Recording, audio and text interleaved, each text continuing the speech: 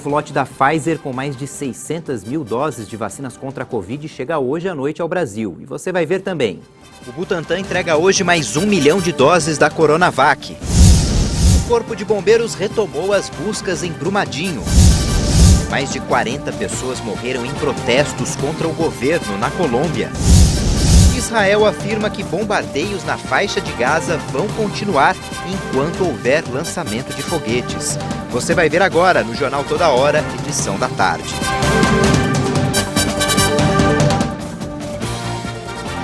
Olá, boa tarde. O ministro da Defesa de Israel, Benny Gantz, anunciou que o exército vai continuar com os bombardeios na faixa de Gaza enquanto os ataques com foguetes lançados do território palestino não pararem. Mais de 40 pessoas já morreram nos confrontos. Os confrontos entre os grupos armados palestinos que lançaram mais de 1.000 foguetes contra Israel, que bombardeia intensamente a faixa de Gaza, deixaram pelo menos 50 mortos e provocam o temor de uma guerra em larga escala. Israel registrou nesta quarta-feira danos consideráveis que não eram observados desde a Guerra de Gaza de 2014, com casas, carros e instalações petrolíferas destruídas. Os ataques aéreos israelenses são uma resposta aos lançamentos de palestinos executados desde segunda-feira. O Tribunal Penal Internacional anunciou que deseja investigar possíveis crimes nas ações. Até o momento, os confrontos deixaram pelo menos 43 mortos em Gaza, entre eles 13 crianças, além de 2 palestinos na Cisjordânia e 5 israelenses. Diante da violência, o Conselho de Segurança das Nações Unidas vai organizar uma reunião em caráter de emergência nesta quarta-feira a portas fechadas, a segunda em 3 dias. A primeira terminou sem uma declaração comum devido às dúvidas dos Estados Unidos em adotar um texto neste momento. O Instituto Butantan entrega hoje 1 milhão de doses da Coronavac ao Ministério da Saúde. E com isso conclui o primeiro contrato. O início dos envios do segundo contrato ainda está dependendo do recebimento de insumos da China. O Butantan completa o acordo do primeiro contrato com o Ministério da Saúde com a entrega das 46 milhões de doses da Coronavac. As entregas começaram a ser feitas no dia 17 de janeiro. E a finalização estava programada para o final de abril, mas teve que ser adiada após problemas na liberação de insumos na China. Os novos lotes foram envasados com o ingrediente farmacêutico ativo recebido pelo Butantan no mês passado. O início do segundo contrato para o fornecimento de 54 milhões de doses ao Programa Nacional de Imunização, que deveria começar na sexta-feira, está dependendo da chegada de mais insumos da China. O Instituto já teve que suspender o invase por falta de material. A expectativa é de que o Butantan receba um novo lote de matéria-prima até o próximo sábado e, assim, possa retomar a produção e definir o novo cronograma. Um novo lote da vacina da Pfizer, com 628 mil doses, deve chegar ao aeroporto de Viracopos, na Grande São Paulo, esta noite, em Campinas. Essa é a terceira remessa do contrato de 100 milhões de doses entregue pela farmacêutica. As primeiras 2 remessas somaram um total de 1.629.000 doses da vacina da Pfizer-BioNTech e chegaram a Viracopos no final de abril, começo de maio. Esse é o terceiro imunizante a ser usado no Brasil para o enfrentamento da Covid-19. Essa vacina requer cuidados especiais de armazenamento devido à exigência de baixas temperaturas para a conservação do imunizante. A vacina da Pfizer, juntamente com a Coronavac, são as únicas autorizadas pelo Ministério da Saúde para o uso em grávidas e mulheres que acabaram de dar à luz. A determinação vale até que sejam concluídas as análises sobre a morte de uma gestante de 35 anos por causa de um acidente vascular cerebral hemorrágico que pode ou não ter ligação com o uso da vacina da AstraZeneca. Esse foi o primeiro imunizante a obter registro sanitário definitivo pela Agência Nacional de Vigilância Sanitária, Anvisa, em fevereiro deste ano. O ministro da Saúde, Marcelo Queiroga, anunciou a liberação de 900 milhões de reais para o combate à pandemia, dinheiro que vai ser distribuído para as prefeituras de todo o país.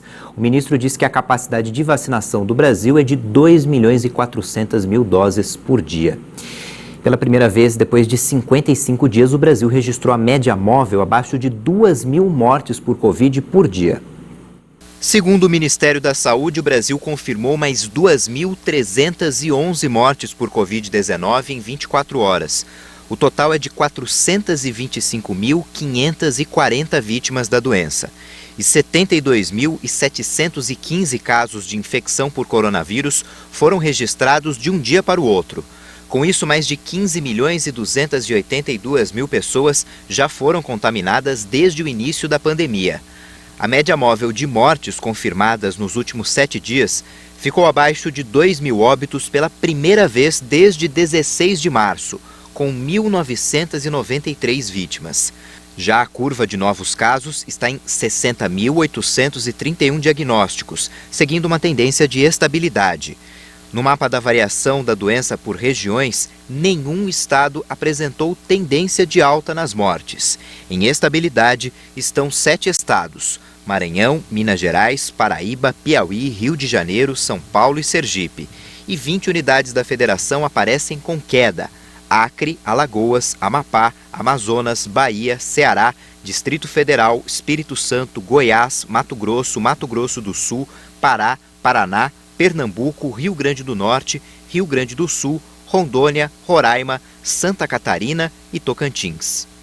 E o Brasil já aplicou até agora mais de 54 milhões e 912 mil doses das 3 vacinas contra a Covid-19 aplicadas aqui no país. Segundo o Ministério da Saúde e as secretarias estaduais, mais de 36 milhões e 523 mil brasileiros foram vacinados com a primeira dose.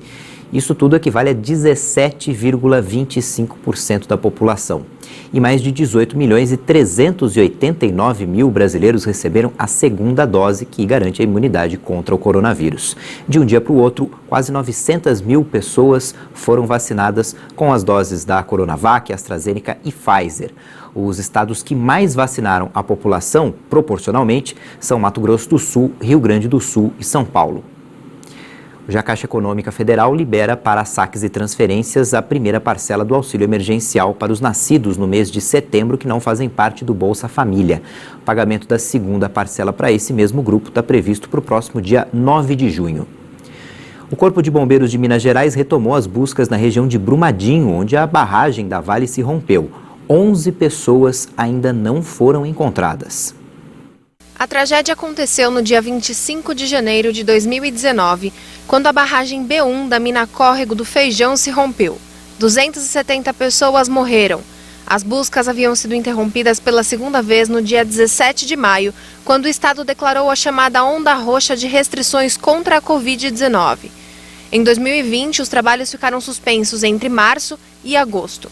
Ao todo, mais de 3.900 militares já se revezaram entre a coordenação, atividades de campo e de saúde na região. Na retomada das buscas, 4 estações serão montadas nas áreas onde antes funcionava o terminal de carga ferroviária da mineradora.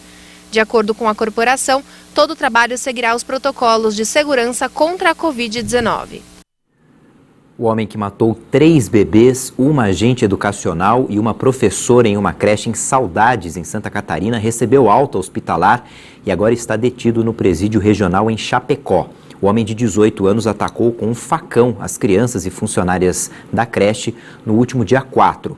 Uma criança que ficou ferida já teve alta. O Ministério Público do Estado do Rio de Janeiro anunciou a criação de uma força-tarefa para investigar a operação da comunidade do Jacarezinho, na zona norte do Rio de Janeiro. O Ministério Público do Rio de Janeiro criou uma força-tarefa exclusiva para apurar as mortes que aconteceram na operação dita como a mais letal da história do estado. 28 pessoas foram mortas na semana passada no Jacarezinho, entre elas um policial civil. O Ministério Público instaurou procedimentos investigatórios criminais para acompanhar a ação no Jacarezinho, que deve durar 4 meses. Entre as primeiras medidas, um perito legista designado pela Procuradoria acompanhou no Instituto Médico Legal a autópsia dos mortos na operação. Também foi disponibilizado pelo órgão um plantão que vai funcionar 24 horas por dia para receber denúncias de irregularidades cometidas em ações policiais. Sobre a operação no Jacarezinho, a Polícia Civil informou ao Ministério Público que a operação era para dar cumprimento a mandados judiciais de prisão preventiva, além de buscas e apreensão no interior da comunidade. O Senado aprovou uma nova rodada do PRONAMP, o Programa Nacional de Apoio a Microempresas e Empresas de Pequeno Porte, que passará a ser permanente. O primeiro repasse deverá ser de 5 bilhões de reais. O texto segue agora para a sanção do presidente Jair Bolsonaro. No ano passado, o programa direcionou 37 bilhões e meio de reais para socorrer empresários em dificuldade. O ensino híbrido, mistura do ensino presencial com o online, já é uma realidade em várias escolas por causa da pandemia da Covid-19. E essa nova realidade traz vários desafios. De criança para criança. Quando Gilberto criou essa plataforma online de ensino, ainda nem existia pandemia. Aulas totalmente remotas e com o uso de ferramentas virtuais era coisa do futuro. Era muito difícil a gente convencer as pessoas a olharem de criança para criança com o olhar do futuro, né? Olha, o futuro chegou, a educação está mudando e a gente tem o que está o mundo procurando, só que foi criado no Brasil. O nosso slogan era do futuro para a escola. De repente, a pandemia, saiu todo mundo da escola, foi para casa. No primeiro ano, todo mundo ficou, tipo, o que nós vamos fazer, como é que vai ser isso tudo, como é que vai ficar a educação? A gente imediatamente entendeu que a aula presencial ia voltar, e deve voltar, mas ia demorar, né? Então a gente pegou tudo aquilo que a gente fazia dentro da sala de aula, presencial, e fez remoto. Então a gente literalmente virou um ensino híbrido. Mas com o retorno das aulas presenciais, o sistema híbrido já é uma realidade nas escolas. O ensino possibilita que as atividades escolares sejam divididas entre encontros presenciais e aulas remotas. Um complementa o outro. Aqui nessa escola em São Paulo, o sistema híbrido já funciona desde outubro do ano passado. Atualmente, 35% dos alunos podem estar na escola presencialmente. Na prática, funciona assim, em esquema de rodízio. O aluno fica um dia na escola e 2 em casa. O professor ele está dando aula presencial na escola e online para quem ficou em casa, então ele é um time. Nós temos na escola aproximadamente 40% dos alunos que optaram por ficar totalmente online.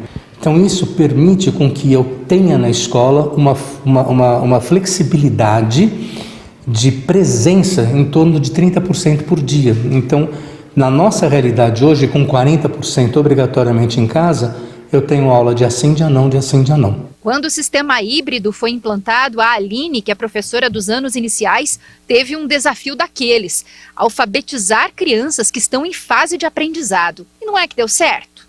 Reinventamos mesmo todo esse processo, em parceria, né, com os pais também, com as famílias, e trazendo sempre jogos, atividades lúdicas, buscamos culinárias, buscamos brincadeiras, mas que tivesse o resultado positivo, que foi o que a gente conseguiu. A Vilma é mãe de um aluno do 3º ano do ensino fundamental. Ela conta que o filho se adaptou bem à nova rotina de aulas e agora se sente segura em mandá-lo para a escola. Mas ele se adaptou bem, assiste às aulas, né? Realiza as atividades da apostila, atividades que é colocado no Classroom e sem problemas nenhum.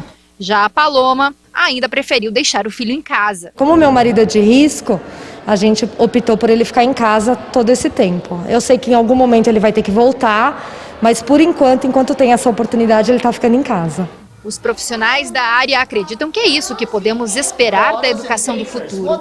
Conteúdos produzidos com o apoio de ferramentas tecnológicas vão invadir fortemente a vida dos estudantes no mundo pós-pandemia. O professor terá a inteligência artificial, a inteligência tecnológica a seu serviço. Não dá para a gente pensar mais numa escola que acontecia 2 anos atrás, uma estrutura educacional do século XIX com o aluno do século XXI. Eu não dispenso os livros acadêmicos, eu não dispenso o material apostilado, mas eu, junto com esses materiais, preciso de uma plataforma educacional, que assista o professor e assista ao aluno. Depois do intervalo a gente mostra como está sendo o depoimento do ex-secretário de governo, Fábio Weingartner. E você vai ver ainda que mais de 40 pessoas morreram em protestos contra o governo colombiano. Voltamos já.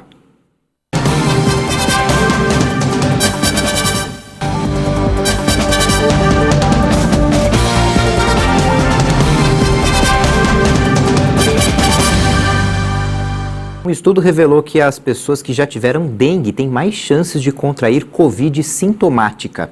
A pesquisa da USP investigava se poderia haver uma proteção cruzada das doenças, mas eles acabaram descobrindo justamente o contrário.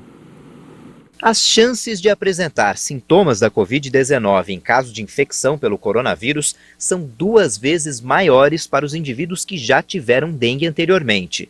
A conclusão é de um estudo feito por pesquisadores do Instituto de Ciências Biomédicas da Universidade de São Paulo e publicado na revista Clinical Infectious Diseases. Os pesquisadores pretendiam descobrir se a infecção prévia pelo vírus da dengue poderia garantir à população algum grau de proteção cruzada em relação ao coronavírus.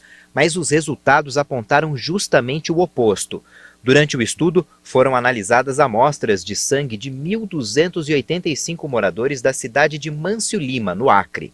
Desse total, 37% haviam sido diagnosticados com dengue entre setembro e outubro de 2019.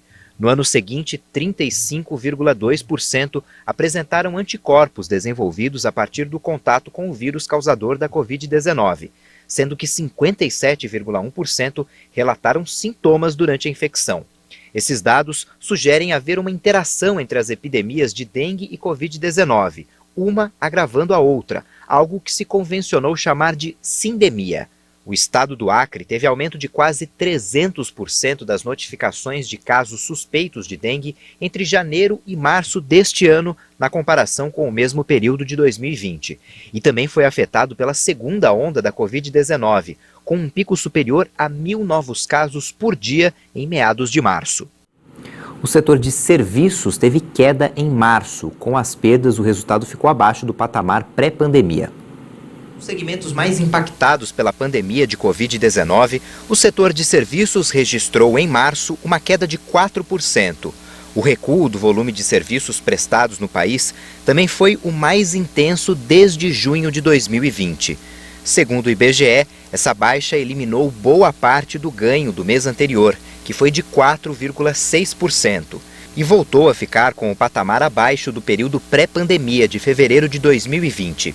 3 das 5 atividades investigadas foram as responsáveis pelo desempenho do setor em março, com destaque para o resultado de serviços prestados às famílias, com queda de 27%. Também contribuíram para o índice as quedas de transportes e correio, com baixa de 1,9%, e do setor administrativo, com redução de 1,4%. Em Roraima, policiais federais foram atacados por um grupo de garimpeiros em uma comunidade que fica dentro das terras indígenas Yanomami. Segundo a Polícia Federal, os garimpeiros que estavam em uma embarcação dispararam contra os agentes, que revidaram. O conflito não deixou feridos. A equipe da polícia estava no local investigando um ataque provocado justamente por garimpeiros na manhã da última segunda-feira. A Espanha reconheceu os direitos trabalhistas de entregadores de aplicativos de delivery. O país se torna o primeiro da Europa a considerar colaboradores os funcionários de empresas. Nesta terça-feira, o governo espanhol aprovou a reforma do Código Trabalhista para conceder automaticamente o status de empregado assalariado a motoristas de entrega em domicílio. A medida, anunciada no início de março, vai beneficiar pessoas que trabalham em aplicativos como Uber Eats ou Deliveroo. Um jovem andando de bicicleta com um aplicativo ou um celular não é um empresário. Além disso, não havia juridicamente nenhuma margem de autonomia nessa relação. Agora não sou eu que digo isso, foi a Suprema Corte, assim como inúmeros tribunais no nosso entorno, incluindo o Reino Unido, e agora o governo espanhol está dizendo isso. As modificações vão ser publicadas nos próximos dias no Boletim Oficial e as empresas terão 3 meses para aplicá-las. Na Europa, entregadores de aplicativos são geralmente considerados autônomos. As empresas vão ter que pagar contribuições sociais para que seus distribuidores possam se beneficiar de proteção social. Outro ponto da reforma negociada pelo governo, sindicato e empregadores, prevê que as empresas disponibilizem aos sindicatos as regras de funcionamento dos algoritmos que gerenciam a distribuição de pedidos e gratificações aos trabalhadores. A reforma jurídica surge na sequência de uma decisão do Supremo Tribunal Federal que reconheceu a existência de uma relação de trabalho entre um entregador e a empresa espanhola Glovo. A Colômbia segue contabilizando os mortos em decorrência da repressão policial nos protestos que tomam o país desde o final de abril. As denúncias de brutalidade das forças policiais se multiplicam nas redes sociais. Pelo menos 42 pessoas morreram na Colômbia em meio aos protestos contra o governo que explodiram no final de abril e têm sido reprimidos com violência pela polícia. Estes são os mais sangrentos protestos do governo Iván Duque desde as passeatas de 2019 e os atos contra a brutalidade policial em 2020. Também são um marco em um país empobrecido pela pandemia, que não conseguiu extinguir o conflito interno de longa data, apesar do acordo de paz assinado com as Farc em 2016. Nossa força pública atua com obediência absoluta à Constituição e à lei.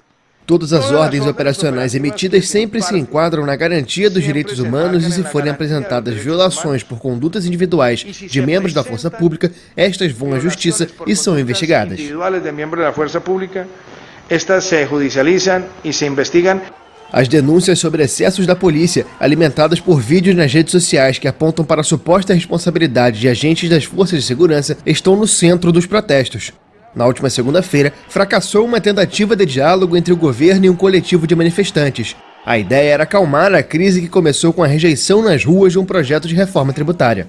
A repressão aos protestos pelas forças policiais aumentou a raiva da população e hoje o país tem vários focos de protesto que reivindicam uma mudança na liderança do país. Com a vitória diante do Independiente Del Valle por 1-0, o Palmeiras garantiu classificação antecipada para as oitavas de final da Libertadores. E, além disso, o Verdão chegou a 12 jogos seguidos sem perder como visitante no torneio, uma marca que só o River Plate tinha registrado em toda a história. Entre 2018 e 2019, o River Plate alcançou a marca de 8 empates e 4 vitórias. E agora, o Palmeiras, desde 2019, venceu 9 partidas e só empatou 3. Assim, o Verdão igualou o rival com um aproveitamento superior ao time argentino. Para superar a marca, a equipe precisa não perder fora de casa nas oitavas. E ainda pela Copa Libertadores, o Flamengo foi até o Chile e empatou com a União La Calera por 2-2. Mesmo com o empate, o rubro-negro segue com a vaga encaminhada para a próxima fase da competição. Essa vaga deve ser confirmada na próxima semana no confronto diante da LDU no Maracanã. O destaque da partida foi o atacante Gabigol, que marcou um dos gols do jogo e se tornou agora o maior artilheiro do Flamengo em jogos da Libertadores na história, 17 gols. Com 24 anos, o camisa 9 ultrapassou a marca de Zico, que tem 16 gols com a camisa do Flamengo. Essa edição fica por aqui, já tem outras informações com a Juliana Dariva e no YouTube você pode rever nossas reportagens. Tchau, boa tarde.